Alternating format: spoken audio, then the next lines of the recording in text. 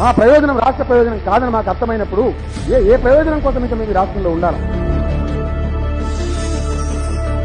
పగటి దొంగల భరతం బట్టి తెలంగాణ స్వరం మారుతున్నది కాబట్టి స్వరం మారాలి. తెలంగాణ ప్రజల గుండె దరువు టీఆర్ఎస్. ప్రాణాలు బలిగట్టైనా సరే తెలంగాణ సాధించడం ఖాయం.